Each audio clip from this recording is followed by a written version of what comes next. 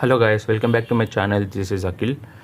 Let us discuss about Bank Nifty analysis and in longer time frame also. ఇప్పుడు మనం ఒకసారి 1 hour time ఫ్రేమ్లో చూస్తున్నాము. ఇది 1 అవర్ టైం ఫ్రేమ్. ఈ 1 అవర్ టైం ఫ్రేమ్లో మనకి ట్రెండ్ లైన్ ఏ విధంగా ఫార్మేషన్ జరిగిందో అనే పాయింట్లో ఇప్పుడు ట్రెండ్ లైన్ చూడండి ఒకసారి. ఇది ఒక రెసిస్టెన్స్, ఇది ఒక సపోర్ట్ రేంజెస్ ఫార్మేషన్లో 1 అవర్ టైం ఫ్రేమ్లో యాక్ట్ చేస్తుంది. షార్టర్ టైం ఫ్రేమ్లో మనం చూసినట్లయితే ఈ ప్రీవియస్ డేలో ఒక డోజీ క్యాండిల్ చేసింది.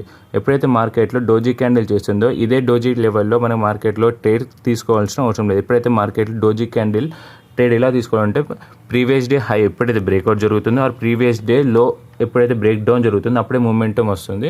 సో అదే పాయింట్లో మనకి రేపటి మార్కెట్ అనాలిసిస్ ఫ్లాట్ ఓపెన్ అయినా గ్యాప్ ఓపెన్ అయినా గ్యాప్ డౌన్ అయినా సేమ్ ఇదే రేంజ్లో ఉంటే కన్సల్టేషన్ ఎప్పుడైతే హై బ్రేక్అవుట్ జరుగుతుందో స్లో అండ్ స్టడీగా ఈ లెవెల్ ఇది ఒక ఫస్ట్ టార్గెట్, ఇది ఒక ఫస్ట్ సెకండ్ థర్డ్ టార్గెట్స్లో ఈ విధంగా మనకి మార్కెట్ అప్ సైడ్ వెళ్ళే ఛాన్స్ ఉంది.